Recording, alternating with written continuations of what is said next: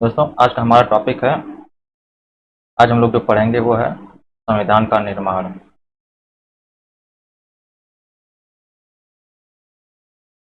दोस्तों, इसको हम लोग बहुत सारे पार्ट में डिवाइड कर लेंगे। पहले तो हम ये देखेंगे जो हमारे संविधान का निर्माण हुआ था उसके पीछे की पृष्ठभूमि क्या थी।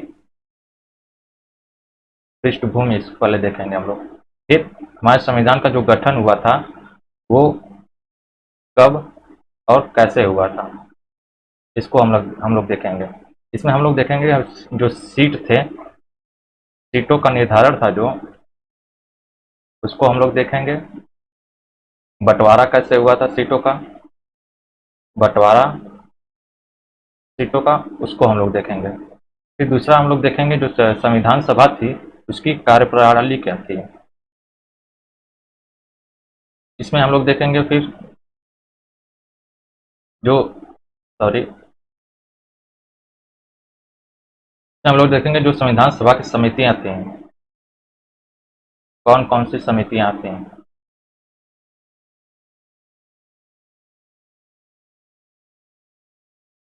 फिर सभा के अन्य कार्य। लास्ट में हम लोग सभा के जो आलोचना हुआ था उसके बारे में डिस्कस करेंगे, आलोचना जिसमें हम लोग इसका मूल्यांकन करेंगे। तो चलिए स्टार्ट किया जाए। पहला पृष्ठभूमि।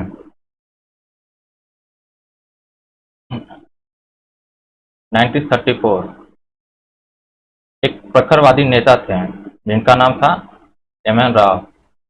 इन्होंने सबसे पहले सभा की मांग रखी थी, सभा की मांग की थी। 1935 जो भारतीय राष्ट्रीय कांग्रेस था, भारतीय राष्ट्रीय कांग्रेस, इसने मांग रखी कि जो हमारे स्वतंत्र भारत का जो संविधान का निर्माण होगा तो उस संविधान के निर्माण के लिए जो संविधान सभा बनेगी उसकी मांग इन्होंने रखी थी। फिर 1938 यहाँ पर पंडित जवाहरलाल नेहरू,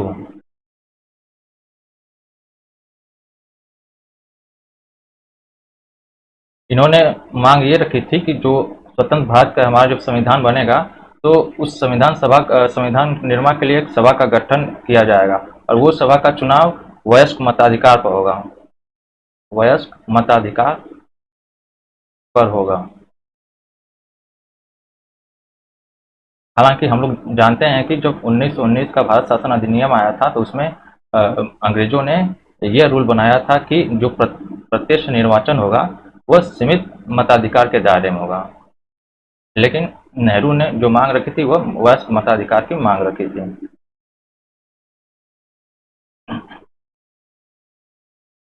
जो ब्रिटिश गवर्नमेंट थी, ब्रिटिश सरकार, 1938 के नेहरू मांग को नेहरू मांग को इन्होंने स्वीकार कर लिया। अब ब्रिटिश सरकार ने 1938 की नेहरू के मांग को स्वीकार कर लिया जिसे अगस्त प्रस्ताव कहा गया। फिर 1942 में ब्रिटिश सरकार ने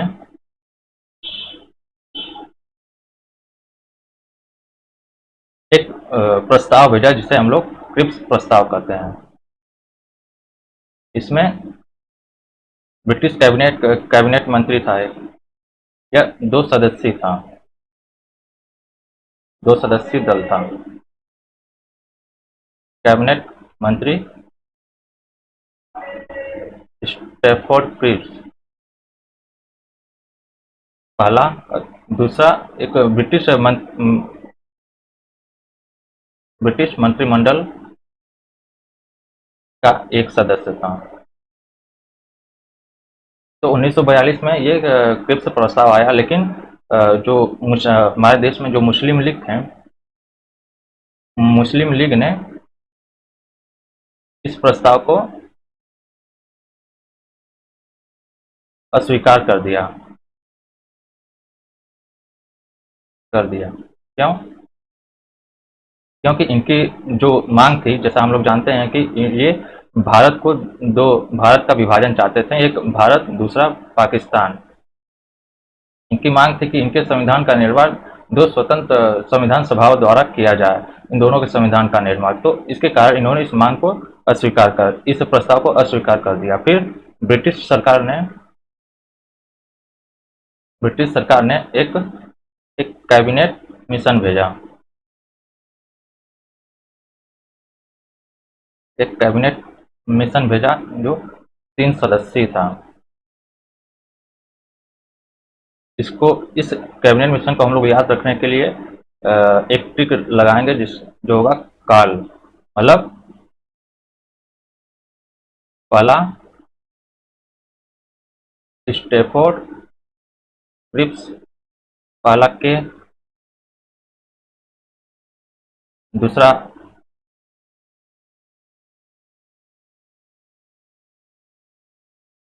दूसरा हो जाएगा पैथिक लॉरेंस,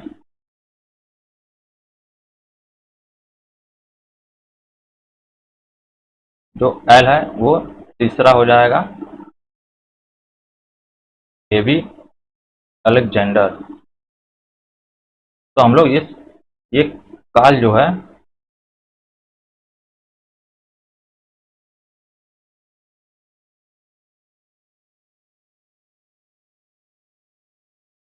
इस काल को बस हम लोग याद करेंगे, इस काल को बस हम लोग याद किए रहेंगे, जो कि कैबिनेट मिशन थी, जो 3 सदस्यीय थी। ये सब तीनों कैबिनेट मंत्री थे ब्रिटिश सरकार के।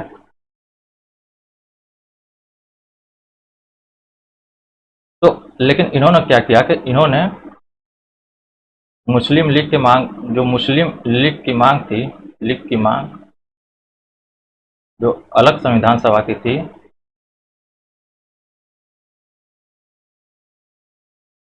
इन्होंने जो कैबिनेट मिशन था उन्होंने अस्वीकार कर दिया। हालांकि इन्होंने एक ऐसा प्रस्ताव रखा एक ऐसा प्रस्ताव रखा जिससे ये जो मुस्लिम लीग थे एक हद तक संतुष्ट भी हो चुके थे। तो ये ऐसे कैबिनेट मिशन आया। फिर उसके बाद अब संविधान सभा के गठन का समय आया। तो हम लोग पृष्ठभूमि देख लिए कि कैसे कैसे मांग उठी थी, ये मुस्लिम लीग ने कैसे कैसे इसको अस्वीकार किया। तो हम लोग चलते हैं दूसरे पार्ट पर, जिसमें हम लोग देखेंगे जो संविधान सभा जब बनी, संविधान सभा का गठन, इसको हम लोग देखेंगे। तो जो संविधान सभा का गठन हुआ था वो कैबिनेट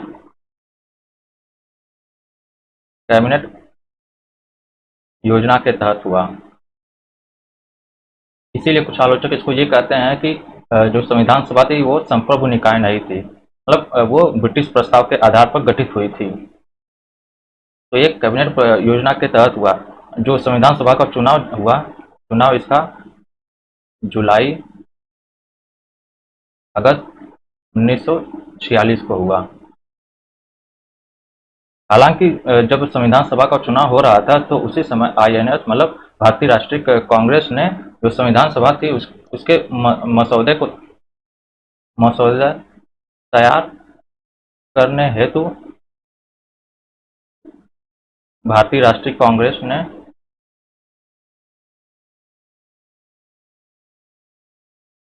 एक विशेषज्ञ समिति का गठन किया।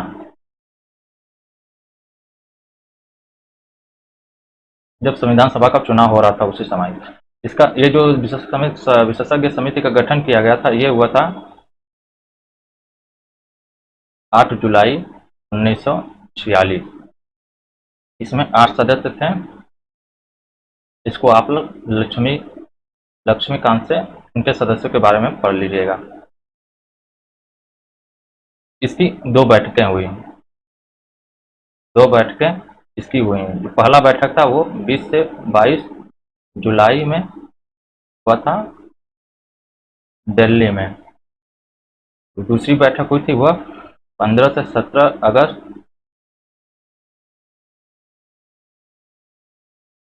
बॉम्बे में हुई थी। ये दोनों बैठक 1946 में संपन्न हुई थी। तो हम लोगों ने देखा जो संविधान सभा का गठन, उसका चुनाव कैसे हुआ, तो उसके बीच जो भारतीय राष्ट्रीय कांग्रेस थी, उसने संविधान सभा के मसौदे को तैयार करने के लिए एक जो विशेषज्ञ समिति का गठन किया था, उसको हम लोग देखते हैं। अब हम लोग देखते हैं हमारा जो संविधान सभा का चुनाव हुआ था, जो संविधान सभा हमारी एक्चुअली व्यवहार में लागू हुई थी, आई थी, वो हमारी संविधान सभा आई थी 26 नवंबर 1946 को हमारी संविधान सभा का गठन हो गया। सभा का गठन हो गया। किस प्रस्ताव के तहत हुआ था ये? कैबिनेट कैबिनेट मिशन के तहत हुआ था।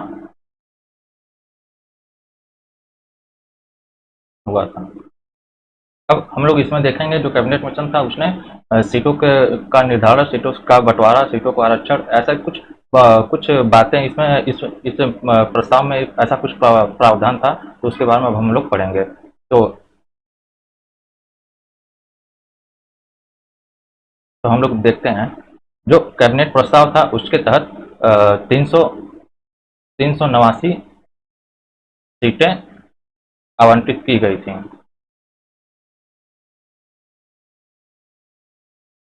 इन 389 सीटों में से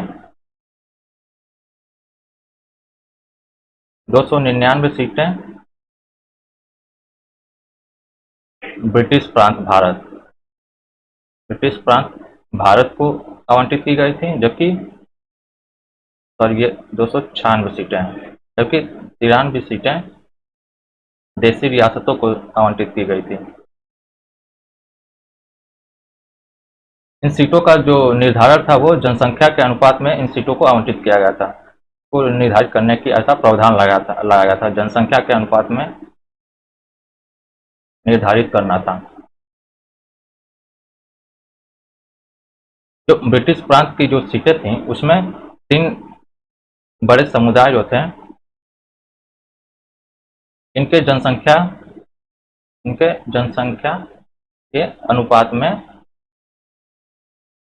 आवंटित करना था।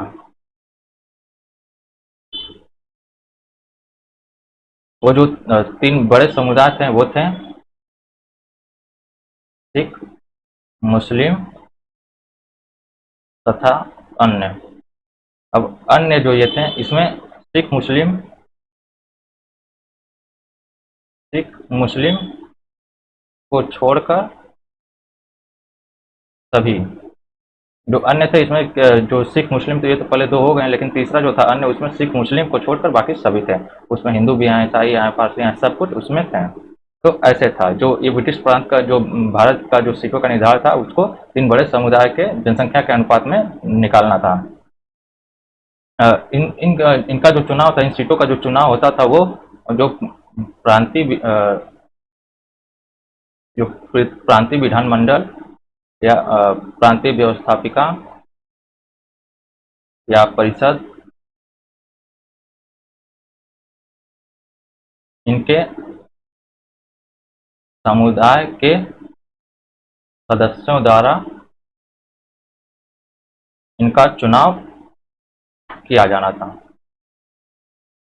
मतलब प्रांतीय विधानमंडल द्वारा इनका चुनाव किया जाना था। ब्रिटिश प्रांत, जबकि जो देशी रियासतें थे, तो जो देशी रियासतों के जो प्रमुख होते थे, प्रमुख उनके उनके द्वारा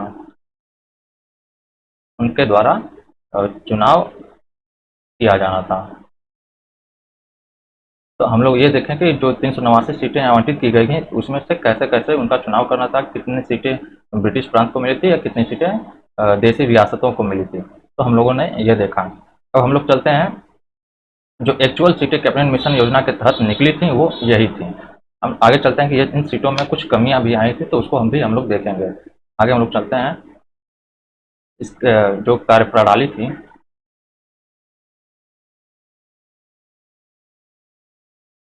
संविधान सभा की कार्यप्रणाली, हम लोग देखेंगे जो इसकी पहली बैठक थी,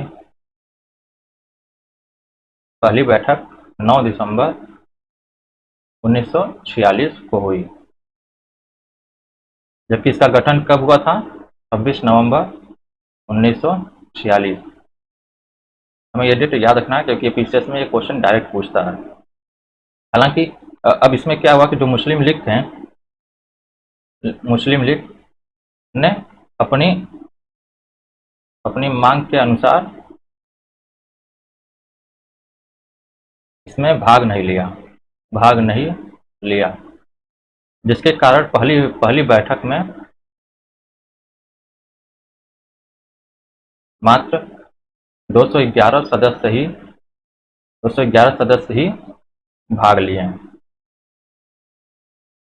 हम लोग देखते हैं जो पहली बैठक हुई थी उसमें ये क्या क्या हुआ था। फिर उसके बाद जो दूसरी बैठक हुई थी 13 दिसंबर 1946, इसमें जो पंडित जवाहरलाल नेहरू थे उन्होंने एक उद्देश्य प्रस्ताव रखा। इन्होंने ये कहा कि ये संविधान सभा क्यों बनी है। ये संविधान सभा एक संविधान के निर्माण के लिए बनी है, निर्माण के लिए बनी है। तो हम हमारा जो संविधान सभा का उद्देश्य है आखिर वो क्या है, एक संविधान के निर्माण के लिए है। तो इसी इसी के तहत उन्होंने एक उद्देश्य प्रस्ताव रखा जिसे 22 जनवरी 1947 को स्वीकार कर लिया गया।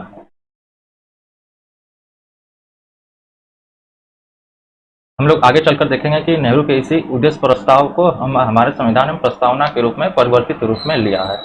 तो हम लोगों ने ये लिखा 13 दिसंबर 1946 तक। अब हम लोग चलते हैं, इसी बीच हम लोग जानते हैं कि फरवरी 1947 में इटली घोषणा आता है। इटली घोषणा आता है जिसमें ये बोला जाता है कि जून 1948 के 1947 के पहले, जून 1947 के पहले जो ब्रिटिश शासित भारत था उस पर ब्रिटिश शासित भारत पर से जो ब्रिटिश शासन है उसकी समाप्ति कर दी जाएगी और जो सत्ता है उसको भारतीयों को सौंप दिया जाएगा। तो हम लोग देखते हैं कि ये इसी समय फरवरी 1947 में इटली घोषणा आती है। फिर इसके बाद क्या होता है कि जो मुस्लिम लीग होते हैं, मुस्लिम लीग ने इसके बाद आंदोलन करना स्टार्ट कर दिया, आंदोलन किया, जिनकी मांग थी अलग पाकिस्तान की, अलग पाकिस्तान, अलग सभा, अलग संविधान।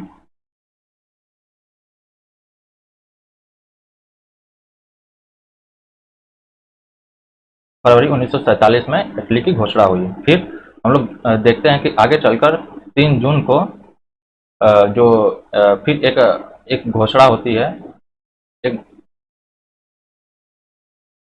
घोषणा होती है जिसमें भारत के विभाजन की बात होती है कि भारत तथा पाक में विभाजित किया जाएगा। ये दोनों दो संप्रभु राष्ट्र के रूप में विभाजित हो जाएंगे। तो इसके तहत अब क्या होता है, ये घोषणा होती है, इसको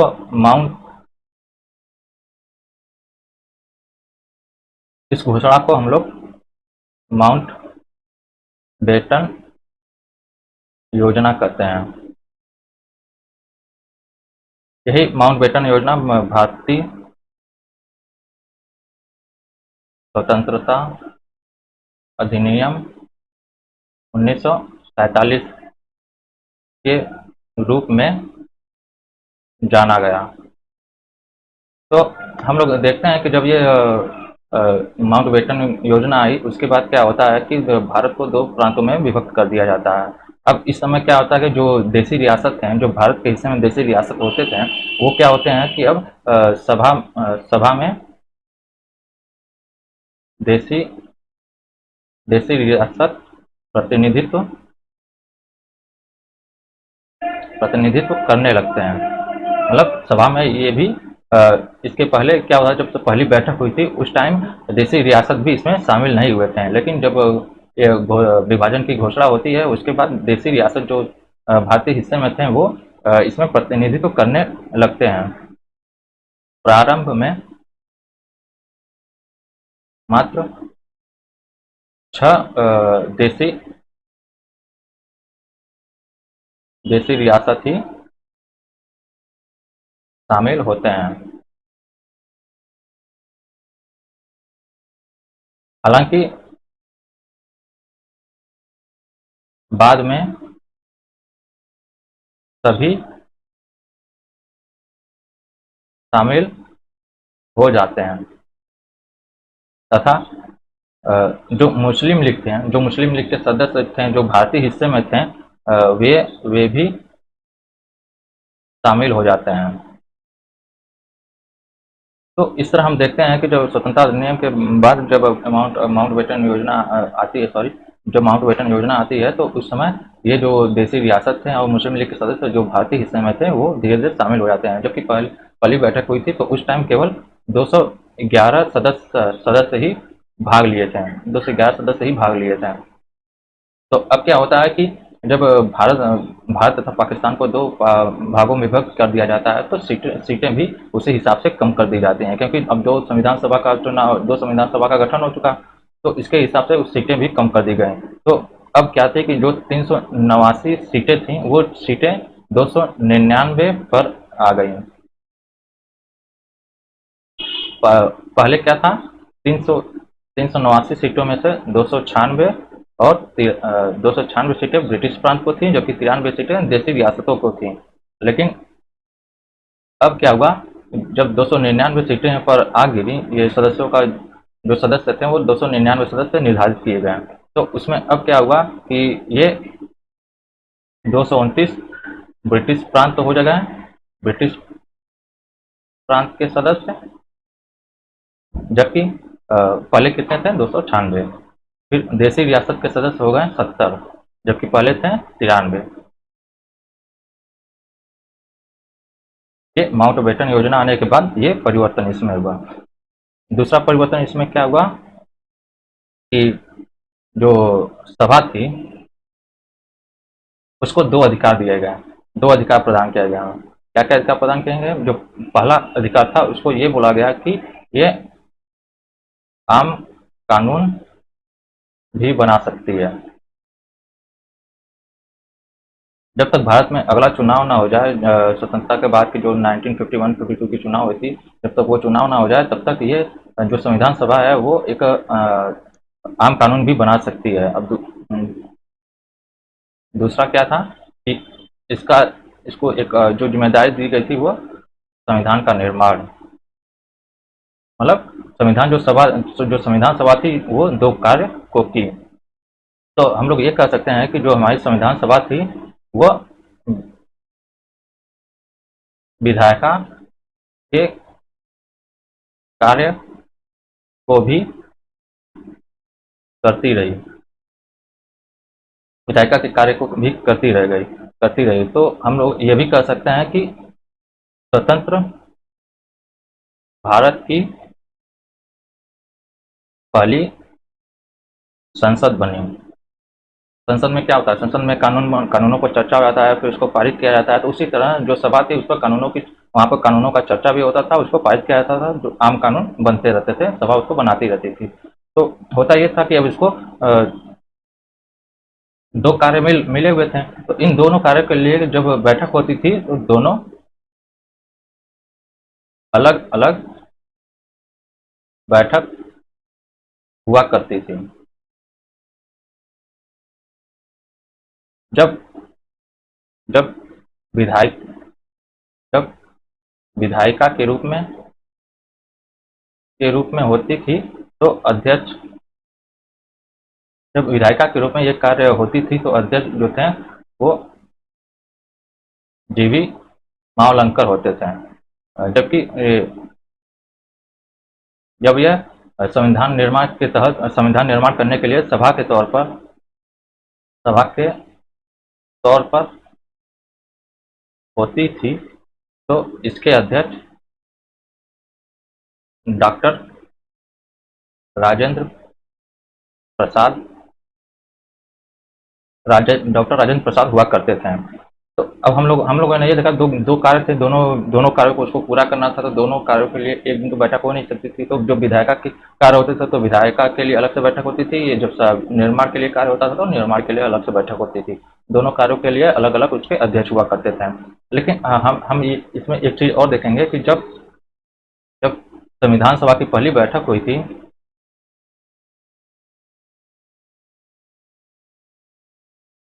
जब संविधान सभा की पहली बैठक हुई थी तो उसमें एक अस्थायी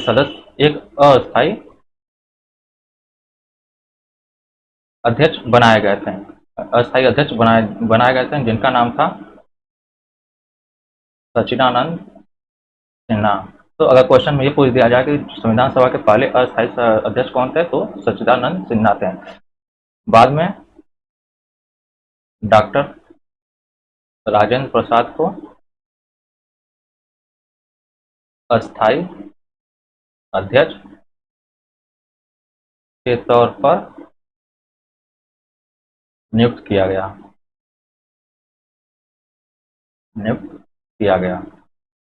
तो हम लोग ये देखें, अब हम लोग इसमें ये देखते हैं कि जो संविधान सभा थी, संविधान सभा में दो उपाध्यक्ष थे। जब ये पहली बैठक हुई थी तब, तो वो उपाध्यक्ष कौन थे? एस.सी. मुखर्जी और वी.टी. मावलंकर। तो अगर क्वेश्चन पूछ दिया जाए कि संविधान सभा के में पहली संविधान जब सभा पहली बैठक हुई थी उसमें कितने उपाध्यक्ष थे, तो दो उपाध्यक्ष हैं, जिनका नाम था एस.सी. मुखर्जी, वी.टी. मावलंकर था। तो हम लोगों ने देखा कि जो जब भारतीय स्वतंत्रता अधिनियम 1947 आया, उसके बाद इसमें क्या क्या परिवर्तन हुए, हम लोग देखा ना कि जो संविधान सभा थी उसने उसने विधायिका के रूप में भी कार्य किया, उसने एक स्वतंत्र भारत के पहली संसद के रूप में कार्य किया। तो इस तरह ये दोनों दोनों कार्यों को करती रही। दोनों कार्यों को यह 26 नवंबर 1949 तक करती है। इस समय इस समय तक संविधान संविधान निर्माण हो चुका था। तो हम लोगों ने ये देखा 26 नवंबर 1949 तक ये दोनों कार्यों को करती रही और इस समय तक संविधान का निर्माण हो चुका था। हम लोग देखते हैं कि जो हमारा मूल संविधान था, जो सबसे पहले का मूल संविधान था, उसमें उसमें 395 शायद 395 आर्टिकल या अनुच्छेद थे, जिसमें 8 अनुसूचियां थीं। एक प्रस्तावना, यहाँ पर पीटी का एक क्वेश्चन बनता है कि जो प्रस्तावना थी उसको कब लागू किया गया। तो हमें ये याद रखना है कि जो हमारी जो प्रस्तावना है वो जब पूरा संविधान लागू हो गया उसके बाद लागू किया गया, क्योंकि कुछ संविधान के कुछ प्रावधान 26 नवंबर 1949 को ही लागू कर दिए गए थे। हाँ, लेकिन बाद में 26 जनवरी 1950 को पूरा संविधान लागू किया गया। इसके पीछे कारण क्या था? एक ऐतिहासिक कारण था। वो ये था कि 1929 में रावी नदी किनारे एक लाहौर अधिवेशन हुआ था, जिसमें भारतीय राष्ट्रीय कांग्रेस ने पूरे स्वराज्य दिवस मनाया था। तो उस ऐतिहासिक दिन को याद रखने के लिए हमारे जो संविधान निर्माता थे उन्होंने पूरे संविधान को 26 जनवरी 1950 को लागू किया। इन्होंने इस टाइम पूरे संविधान को लागू किया गया।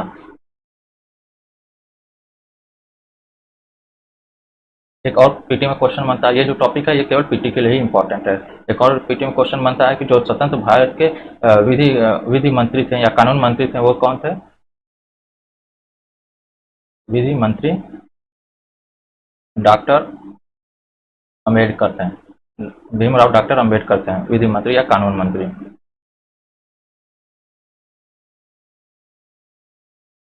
हम लोगों ने इनकी कार्यप्रणाली देखी। अब हम लोग देखते हैं कि जो संविधान सभा थी वो कितने दिनों तक चली थी। तो हम लोग ये देखते हैं कि इसके लिए एक ट्रिक यहाँ पर हम आपको बता देते हैं। यहाँ पर 211-18 यह ट्रिक आप लोगों को याद रखना है।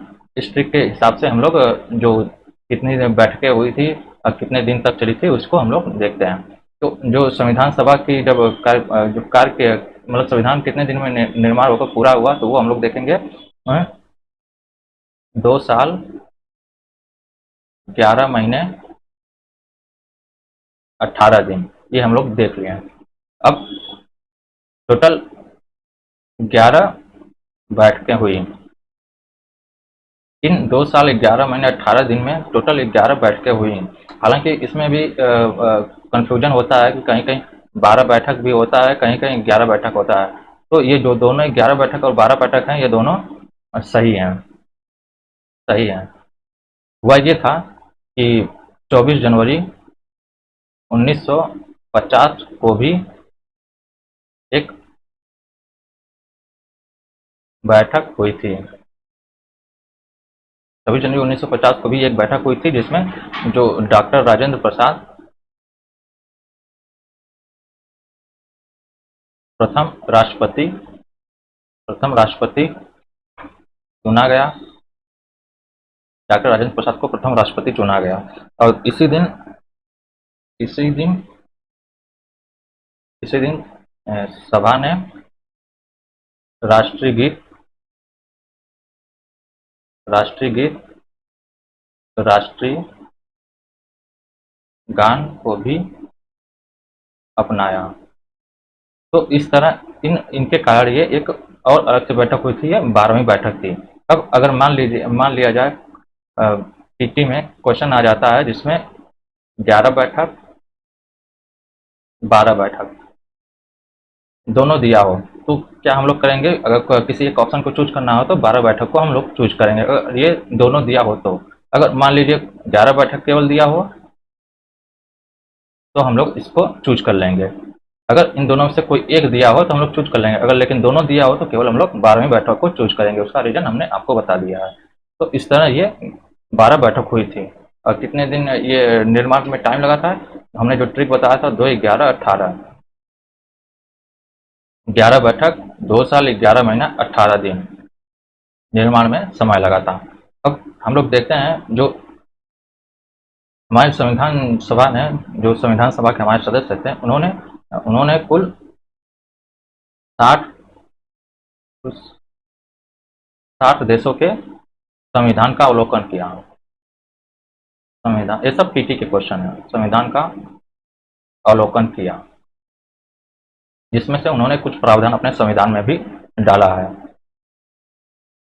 इन टोटल इन यहाँ पर जब ये पूरे हुए थे तो जो जो संविधान की प्रारूप बनी थी, जो संविधान का प्रारूप बना था, उस पर 114 दिन बहस चली थी।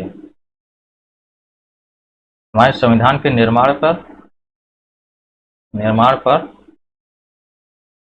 64 लाख का खर्च आया था। तो हम लोग ये देखे हैं। अब हम लोग देखते हैं अब हम लोग देखते हैं जो संविधान सभा की संविधान सभा में बहुत सारी समितियां बनी थी, उनको देखते हैं।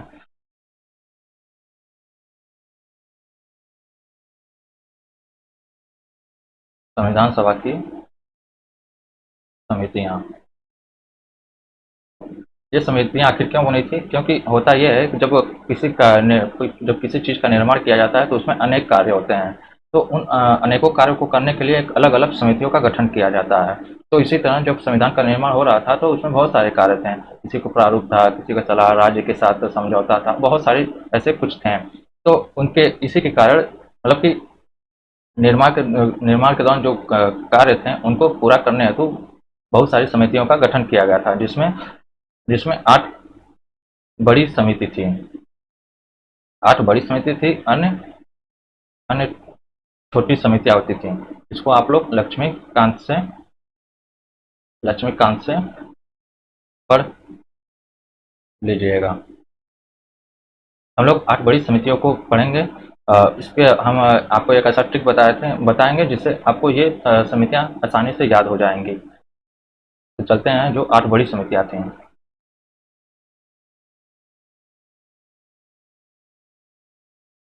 इसमें हम लोग देखेंगे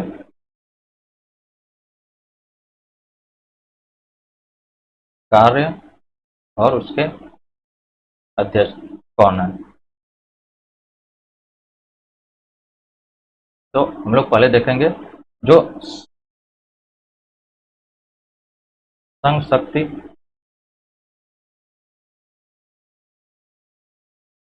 समिति, इसके अध्यक्ष हैं नेहरू।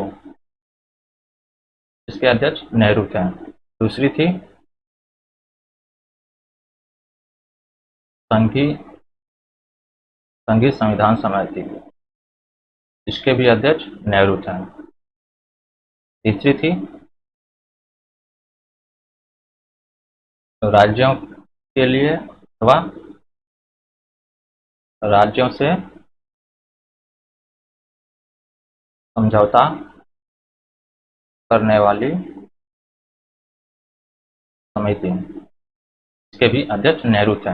हम कंटिन्यू नेहरू के तीनों इसलिए बताएंगे क्योंकि हम इसी हिसाब से आपको आगे एक ट्रिक बताएंगे जिससे आपको आसानी से ये याद हो जाएगा। अब हम लोग देखते हैं चौथा,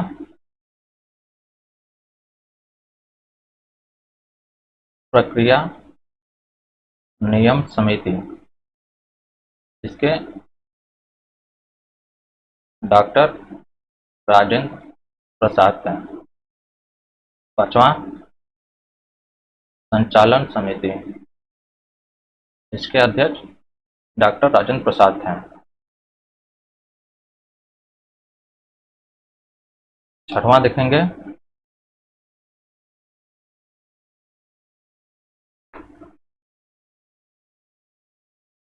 प्रांतीय संविधान समिति, के अध्यक्ष हैं पटेल जी।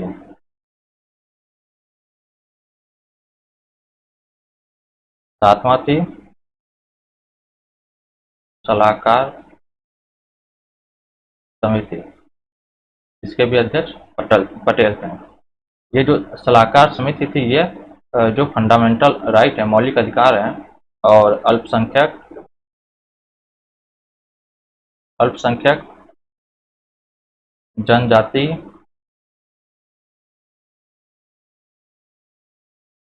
फंडामेंटल राइट अल्पसंख्यक जनजाति प्लस जो बहिष्कृत क्षेत्र थे उनके लिए ये सलाहकार समिति बनी थी जिसके अध्यक्ष पटेल थे। अब हम लोग जो आठवां एक लास्ट था, आठवां जो समिति थी वो था प्रारूप समिति। सबसे इन सभी समितियों में सबसे इंपॉर्टेंट सबसे महत्वपूर्ण समिति यही थी, प्रारूप समिति, जिसके बारे में हम लोग आगे डिस्कस करेंगे। केवल एक इसी समिति का डिस्कस करेंगे, बाकी इन सबको ऐसे ही हम लोग केवल पढ़ेंगे। इसके अध्यक्ष हैं डॉक्टर अम्बेडकर थे। अब हम आपको ट्रिक बताते हैं, ट्रिक्स कि कैसे इसको याद किया जाएगा। तो पहला, जैसे हम लोग जैसे नेहरू का तीनों लगातार लिखे हैं, फिर पटेल का लिखे हैं, तो ऐसे ऐसे जो हम लिखे थे तो आपको उसी हिसाब से एक ट्रिक बताते हैं। तो जो पहला था वो ये है, नेहरू का एसएसआर। नेहरू का एसएसआर मतलब क्या है?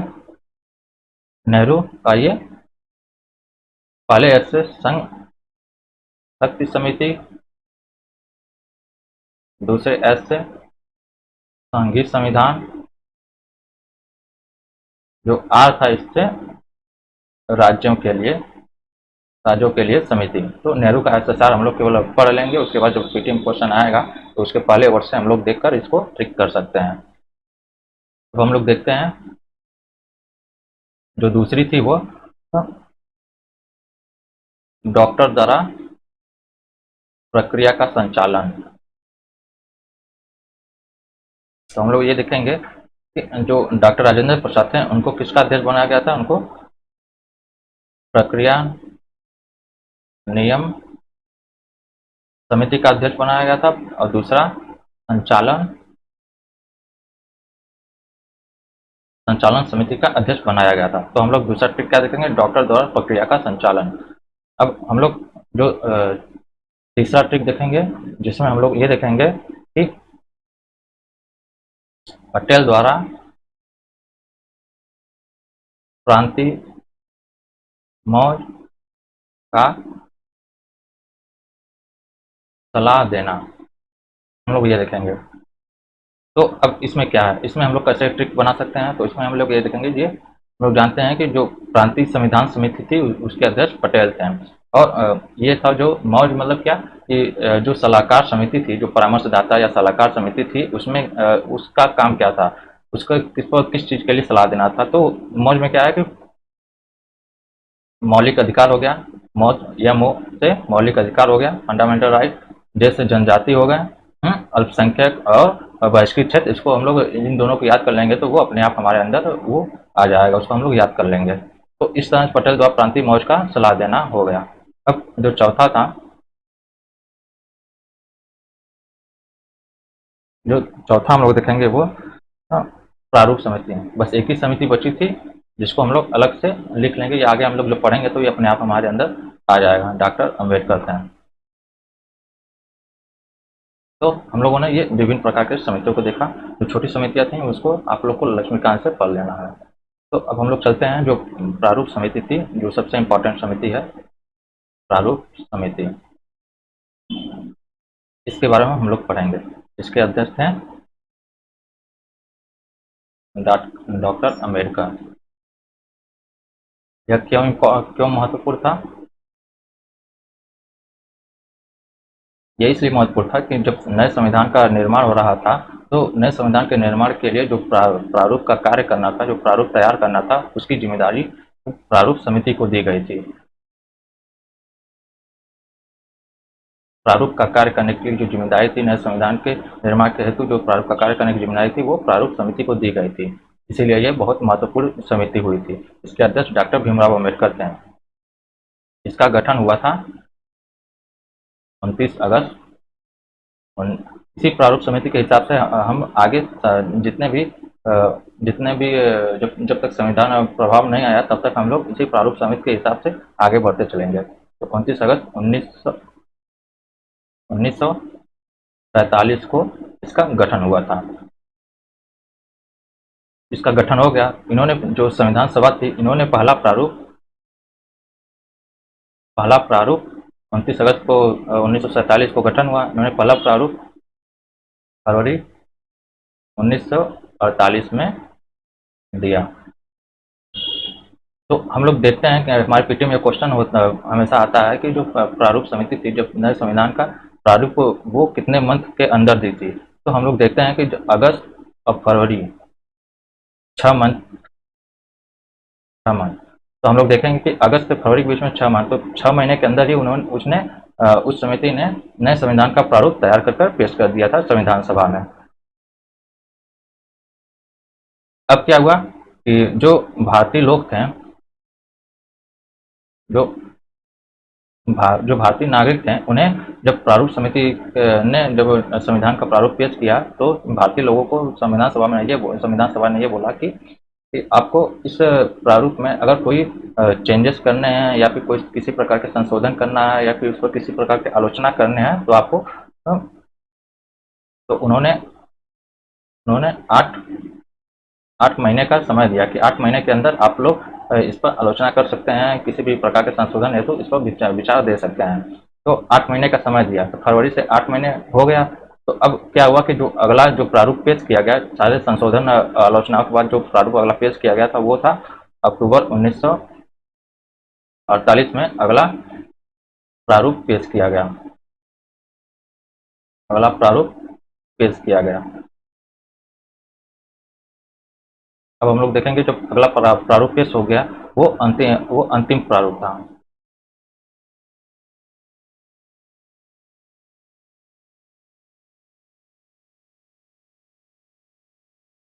सॉरी, ये अंतिम जब हमारा दूसरा प्रारूप पेश किया गया था, तो ये अंतिम प्रारूप नहीं था, बल्कि बल्कि 4 नवंबर 1948 को सभा में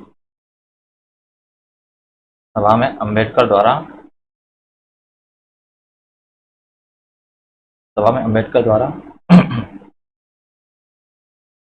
अंतिम प्रारूप पेश किया गया। सभा में अम्बेडकर द्वारा अंतिम प्रारूप 4 नवंबर 1948 को पेश किया गया। तो अब इस पर क्या हुआ कि पहली बार संविधान को पढ़ा गया। संविधान सभा में पहली बार संविधान को पढ़ा गया।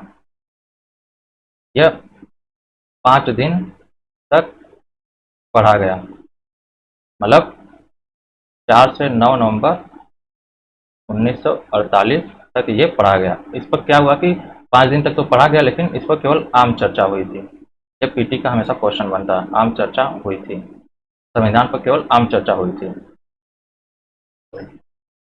जो अब अगला प्रारूप जब मतलब संविधान पर चर्चा करने के लिए जब अगली बार इसे पेश किया गया, तो यह पेश किया गया था 15 नवंबर 1948 को। 9 नवंबर 1948 को जब पहला प्रारूप जिस पर आम चर्चा हुई थी उसको पेश किया गया था। अब जब संविधान पर दूसरी बार चर्चा करने का समय आया तो वो 15 नवंबर 1948 को पेश किया गया, जिस पर अब क्या हुआ कि संविधान के संविधान के खंडवार पर चर्चा हुई, मतलब संविधान के एक एक पार्ट पर अब चर्चा हुई। तो ये जो चर्चा थी ये काफ़ी लंबे समय तक चली। वो समय तक चली कि कब तक? 17 नवंबर 1949 तक चली। 17 नवंबर 1949 तक ये खंडवार चर्चा संविधान पर होती रही।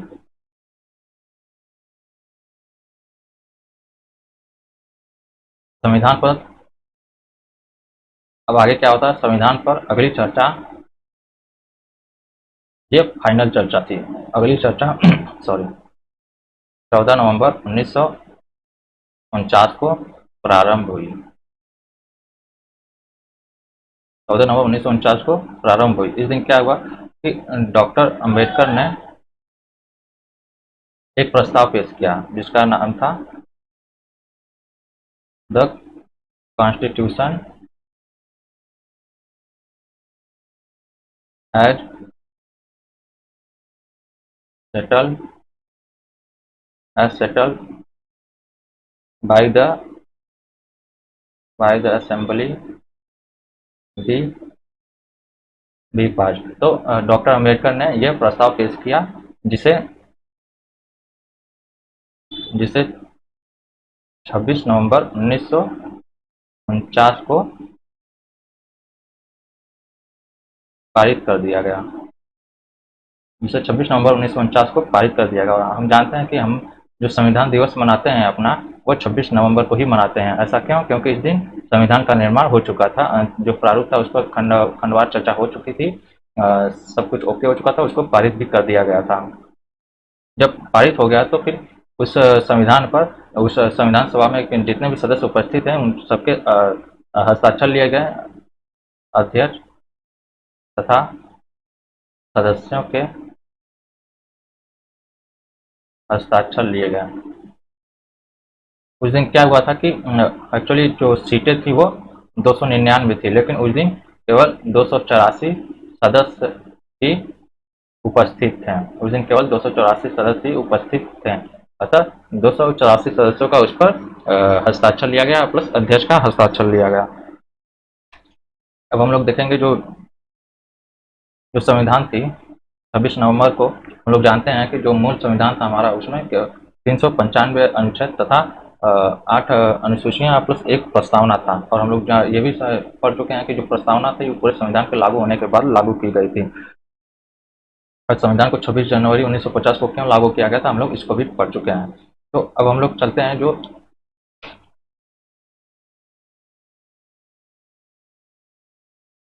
हम लोग चलते हैं कुछ पीटी के इम्पोर्टेंट पॉइंट पर जो हमेशा पूछा जाता है। पीटी का इम्पोर्टेंट पॉइंट जैसे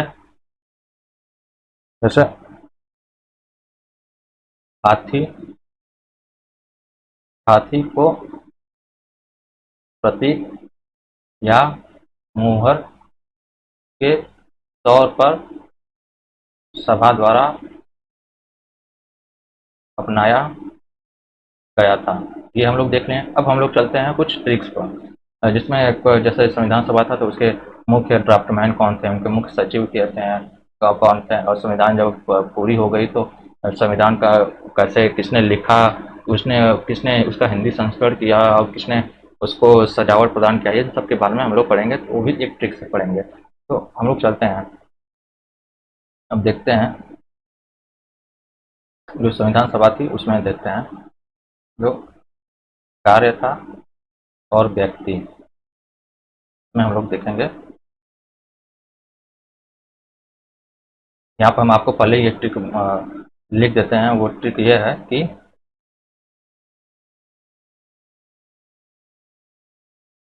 सलाहकार राव सलाहकार राव ने मुख्य सचिव अयंगर सलाहकार राव ने मुख्य सचिव अयंगर को मुखर्जी नगर का डाकमैन नियुक्त मुखर्जी नगर का डाकमैन नियुक्त किया। इसको हम लोग देखेंगे। अब क्या देखते हैं, जैसे जो सलाहकार राव, इसमें क्या हुआ, जो संविधान सभा के संवैधानिक कार्य थे, संवैधानिक कार्य या ये कानूनी सलाहकार थे, तो हम लोग इसे सलाहकार राव, इसके अध्यक्ष कौन थे,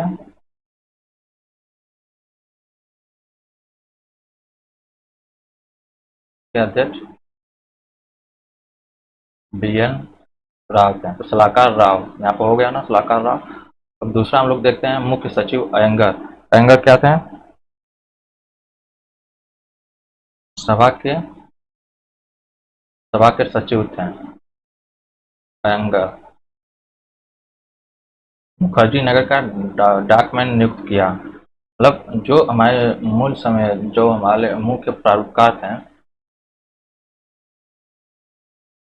मुख्य प्रारूपकार या चीफ ड्राफ्टमैन, वो थे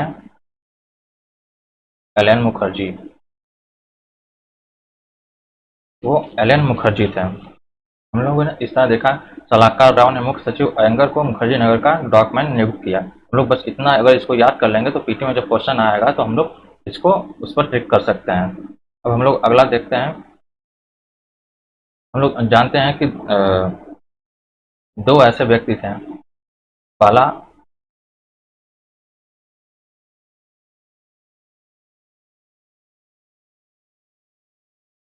पहले थे विवर राम मनोहर सिन्हा, दूसरे थे नंदलाल बोस, दूसरे थे नंदलाल बोस। इन दोनों ने इन दोनों ने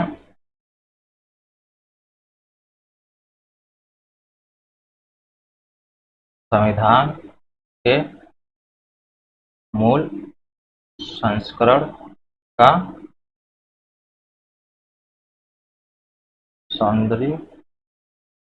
सौंदर्यीकरण किया, अलंकृत किया, सजावट प्रदान की। एक्चुअली ये दोनों लोग जो थे, ये दोनों लोग एक कलाकार थे जो शांति निकेतन में रहते थे। अब ये दोनों लोग संविधान को, ये दोनों लोग मिलकर संविधान के मूल संस्करण को ये सब किए थे। इन्होंने अलग अलग भी एक कार्य किया था। वो कार्य ये था कि जो विवर राम मनोहर सिन्हा थे, उन्होंने मूल प्रस्तावना को भी संधिकरण, अलंकृत और सजावट प्रदान किया था। और ये थे जो जब जब मूल संविधान का हिंदी संस्करण हुआ था, तो उसको, उस हिंदी संस्करण को इन्होंने, जो नंदलाल बोस थे, इन्होंने सौंदर्यीकरण, अलंकृत और सजावट प्रदान की थी, जो हिंदी संस्करण हुआ था। हम लोग जानते हैं जो मूल संविधान था उसको, उसके उसका हिंदी संस्करण में हिंदी संस्करण में लिखा कौन था, वो थे बसंत कृष्ण वैद्य। हम लोगों ने इसको पढ़ा। अब हम लोग देखते हैं कि आगे और भी पॉइंट है। जैसे एक थे प्रेम बिहारी नारायण रायजादा, इनके द्वारा क्या क्या किया गया था, इनके ऊपर भी क्वेश्चन आते हैं। तो इनके लिए भी एक ट्रिक हम लोग बनाते हैं। वो ट्रिक ये था कि नारायण ने इटैलिक इटैलिक भाषा में एसपी को सुलेखित तथा हस्तलिखित हस्तलिखित किया। सुलेखित तथा हस्तलिखित किया। अब ये क्या है कि जो भारतीय संविधान के प्रमुख ये सुलेखक थे। नारायण भारतीय संविधान के प्रमुख सुलेखक थे। इन्होंने जो मूल संविधान था उसको एक प्रवाहमान शैली या इटैलिक भाषा में इनके द्वारा हस्तलिखित किया गया था, मतलब इनके द्वारा लिखा गया था।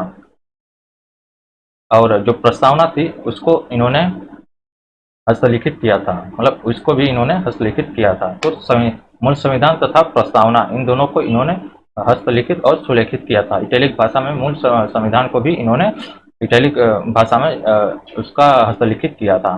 तो हम लोग ऐसे पढ़े कि नारायण इटैलिक भाषा में एसपी को सुलेखित तथा हस्तलिखित किया। हम लोगों ने पीछे जब हम प्रारूप समिति पढ़ रहे थे तो उसमें हम लोगों ने एक चीज पढ़ना भूल गए, वो था 7 सदस्य। जो प्रारूप समिति थी उसमें 7 सदस्य थे। तो उसका हम लोग जो ट्रिक बनाएंगे वो ट्रिक ये है कि, सॉरी, तो हटाते हैं पहले। अब लोग हम देखते हैं माधव, गोपाल, कृष्ण तथा कृष्णामाचारी के मुंशी ने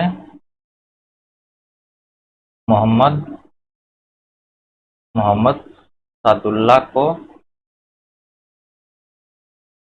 मंत्रमुग्ध कर दिया। तो इस ट्रिक के हिसाब से हम लोग जो 7 सदस्य थे उनके बारे में हम लोग पढ़ सकते हैं। तो वो 7 सदस्य कौन थे? जैसे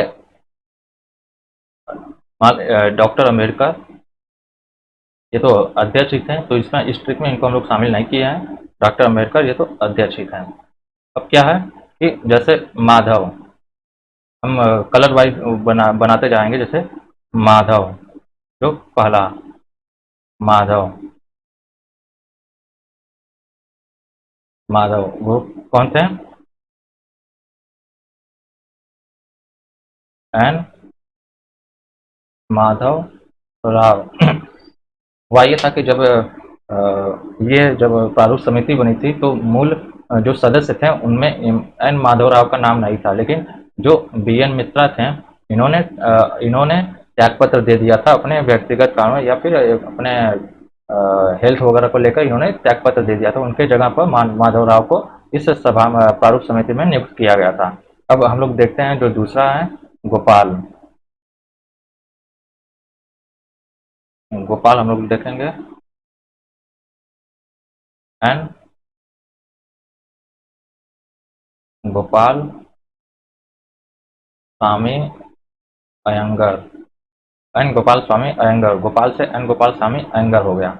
हम लोग जब क्वेश्चन आएगा उसमें अगर इन शब्दों में से कोई एक भी शब्द मैच कर गया तो उस ऑप्शन को हम लोग सेलेक्ट कर लेंगे। इसीलिए मैंने ये बनाया है, इसलिए मैंने ये ट्रिक बनाया है। माधव गोपाल कृष्ण तथा कृष्णाचार्य के मुंशी ने मोहम्मद सादुल्ला को मंत्रमुग्ध कर दिया। अब हम लोग जो तीसरा है है वो है कृष्ण, वो है कृष्ण। अल्लादी कृष्ण स्वामी अय्यर, हम लोगों ने ये देखा कृष्ण हुआ। अब जो चौथा है कृष्णामाचारी। हम लोग इन तब तक इन चारों लोगों को थोड़ा वो डिलीट कर देते हैं, चारों लोगों को, ताकि इसी में सब कुछ पढ़ लिया जाए। तो कृष्णामाचारी,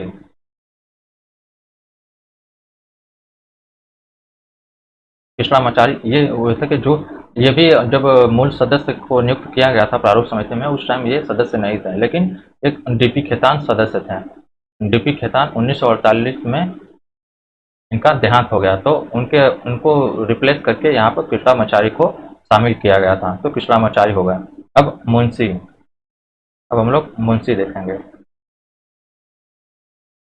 मुंशी हुए डॉक्टर के एम मुंशी हो गए। मोहम्मद सादुल्ला,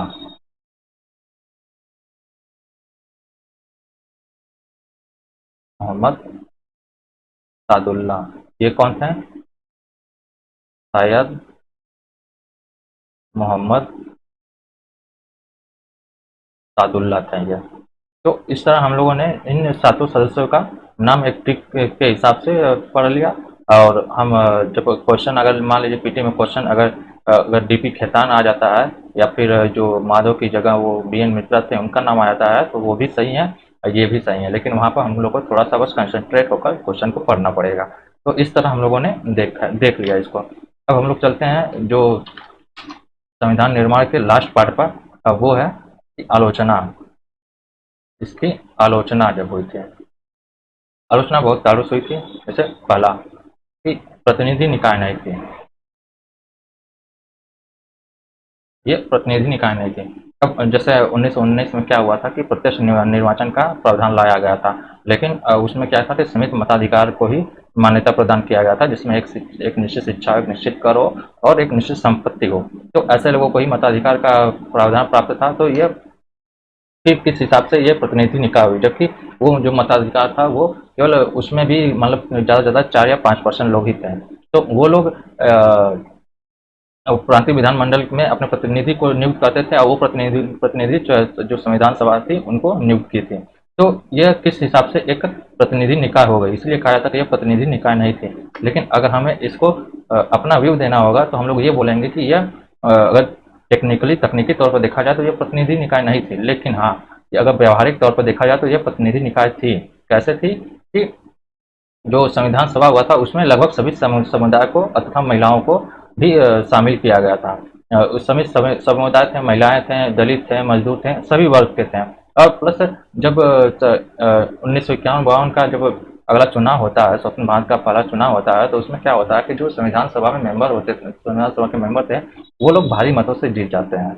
तो ऐसा तो नहीं है कि वो एकाएक प्रचलित हो जाते हैं, उसके पहले भी वो प्रचलित थे। हालांकि वयस्क मताधिकार के लागू न होने से उनको ऐसा मौका नहीं मिला अपने आप को ये दिखा देने का कि हम आपके प्रतिनिधि हैं, उनको ऐसा मौका नहीं मिला था, लेकिन जब मौका मिला तो उन्होंने अपने आप को दिखाया है। तो इस तरह यह कहना गलत है कि यह प्रतिनिधि निकाय नहीं थी। दूसरा जो था वो ये था कि इसमें संप्रभुता का अभाव था। संप्रभुता का संप्रभुता का अभाव था। संविधान सभा का गठन कैसे हुआ था? संविधान सभा का गठन माउंटबेटन योजना का जो प्रस्ताव आया था उसके तहत हुआ था। तो ये ब्रिटिश सरकार के हिसाब से हुआ था। खुद का स्वतंत्र सभा गठन नहीं हुआ था, तो इस हिसाब से कहा जाता है कि संप्रभुता का इसमें अभाव दिखा था। और तीसरा इसमें कहा गया कि कांग्रेस का प्रभुत्व, कांग्रेस का प्रभुत्व इसमें एक ब्रिटिश विशेषज्ञ हैं ग्रीनविले ऑस्टिन, ग्रीनविले ऑस्टिन, इन्होंने कहा था कि जो भारत की संविधान सभा है वो एक दलित देश की एक दलीय निकाय है। तो इसमें इन्होंने कहा कि यह भारत की संविधान सभा एक दलित देश की एक दलीय निकाय है। जैसा कि हम लोग जानते हैं कि जब स्वतंत्रता के लिए आंदोलन किया जाता था तो उस टाइम केवल एक ही दल थी, वो दल थी भारतीय राष्ट्रीय कांग्रेस कांग्रेस। तो बाकी अदर दल नहीं थे, और उस टाइम ऐसा होना भी पॉसिबल नहीं था। ऐसा नहीं हुआ, इसीलिए हमें स्वतंत्रता भी जल्दी प्राप्त हो सकी। तो उस टाइम ऐसा होना भी पॉसिबल नहीं था। तो एक ही दल था, और वो दल जो था भारतीय लोगों में सबसे ज़्यादा पॉपुलर था। तो अगर मान लीजिए कोई और दल उस टाइम समय था नहीं, तो जो पॉपुलर था उसको कौन चूज करेगा? जो पॉपुलर था उसको भारतीय लोग जब चूज करेंगे तो उसी कांग्रेस को चूज करेंगे, और कोई दल था ही नहीं, तो इसीलिए कांग्रेस का प्रभुत्व उसमें दिखा था। तो ऐसा कहना गलत होगा कि इसमें केवल कांग्रेस का ही प्रभुत्व था, क्योंकि इनकी पॉपुलरिटी भारतीय लोगों में थी, इसीलिए कांग्रेस का प्रभुत्व इसमें दिखा था। अब चौथा ये था कि हिंदुओं का प्रभुत्व था। हालांकि जो हिंदू थे क्योंकि जब बना भी था तो हिंदू मुस्लिम दो राष्ट्रों में इसको विभक्त करने की बात जब मुस्लिम लीग ने की थी, तो अब जाहिर सी बात है, जब भारत है तो भारत में हिंदू हिंदू जनसंख्या ज़्यादा होगी, तो ऐसे में हिंदू का प्रभुत्व इसमें होना लाजमी है। तो ये भी कहना इनका गलत है। तो ये चार बहुत सारे हैं, हम लोग आगे जब प्रस्तावना पढ़ेंगे तो इसको एक अच्छा सा जो इसका हम लोग अवलोकन करेंगे या मूल्यांकन करेंगे संविधान सभा का। अभी ये चार चार इसमें बहुत हैं। तो इस तरह हम लोगों ने देखा कि संविधान सभा की ऐतिहासिक पृष्ठभूमि कैसी थी, उसका गठन कैसे हुआ था, ये सब वगैरह हम लोग देख चुके हैं। अब हम लोग आगे जब क्या पढ़ेंगे, वो हम लोग आगे का जो टॉपिक होगा वो